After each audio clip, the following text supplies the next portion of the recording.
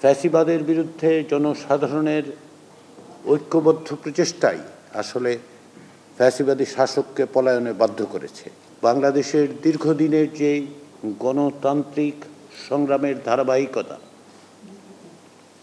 স্বাধীনতার পর থেকেই যেই সংগ্রাম অব্যাহত আছে, যারই এক পর্যায়ে আমরা গত 16 বছর ধরে দেখেছি ফ্যাসিবাদের বিরুদ্ধে যে লড়াই, সেই লড়াইয়ে আপনারা অংশ নিয়েছেন, আপনাদের কর্মীরা অংশ নিয়েছেন, আপনারা নেতৃত্ব দিয়েছেন।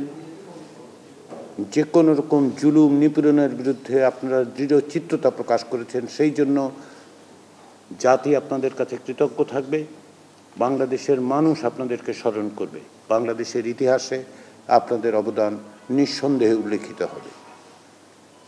এই গণতান্ত্রিক রাষ্ট্র প্রতিষ্ঠার এই সংগ্রামে তারই প্রচেষ্টার অংশ হিসেবে আমরা এই আলোচনার মধ্যে আছি।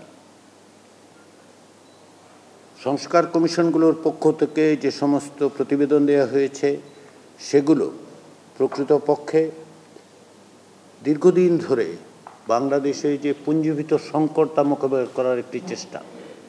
শুধুমাত্র এই সংস্কার কমিশনের প্রতিবেদনগুলো বাস্তবায়নই যথেষ্ট নয়, সেজন্য দরকার একটি গণতান্ত্রিক রাষ্ট্রের কাঠামো তৈরি করা, গণতন্ত্রের চর্চা করা, গণতন্ত্রের শক্তিগুলোকে একত্রিত থাকা।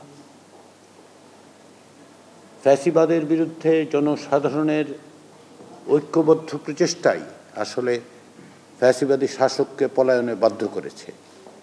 এই ঐক্য বজায় রেখে এই ঐক্যের যে মূল চেতনা, সেটাকে ধারণ করে আমাদেরকে অগ্রসর হতে হবে। এটা শুধুমাত্র আমাদের অঙ্গীকার নয়, এটি আমাদের দায়।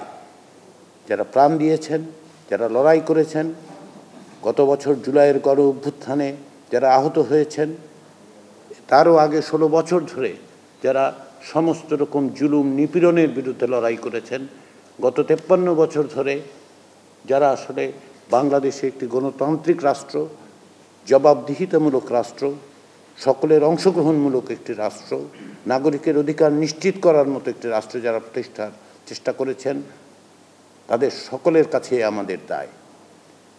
সেই প্রচেষ্টায় গণসংহতি আন্দোলন দীর্ঘদিনভাবে যুক্ত। আজকে আমরা এই যে পার্লামেন্ট ভবনের অংশ হিসেবে এখানে বসতে পেরেছি, সেটা প্রমাণ করছে যে আমরা সামান্য হলেও অগ্রগতি অর্জন করতে পেরেছি। কিন্তু এই সামান্য অগ্রগতিকে যদি আমরা ধরে না রাখতে পারি, তাকে বিকশিত করতে না পারি, তাহলে সমস্তটাই আমাদের হাতছাড়া হয়ে যাবে। সেটি যাতে না হয়, সেজন্য আমাদের সকলের চেষ্টা।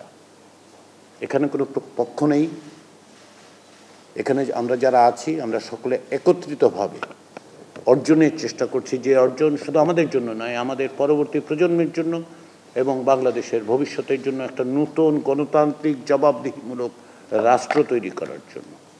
সেই প্রচেষ্টায় আপনারা দীর্ঘদিন যাবত আছেন। আবারও আমি জাতীয় ঐক্যমত্য কমিশনের পক্ষ থেকে আপনাদের ধন্যবাদ জানাই, কৃতজ্ঞতা প্রকাশ করি, এবং সেই প্রচেষ্টায় আপনারা যেভাবে সহযোগিতা করেছেন, সেই সহযোগিতা অব্যাহত থাকবে সেটা আমরা আশা করি, এবং আমরা মনে করি যে যতটা দ্রুততার সঙ্গে সম্ভব আমরা সকলে একমত হয়ে একটি জাতীয় সনদ তৈরি করতে পারব, সেই প্রত্যাশা ব্যক্ত করে আবারও আমি জাতীয় ঐক্যমত্য কমিশনের পক্ষ থেকে গণসংহতি আন্দোলনের নেতৃবৃন্দ এবং আপনাদের কর্মীদের প্রতি আমাদের আন্তরিক ধন্যবাদ জানাই।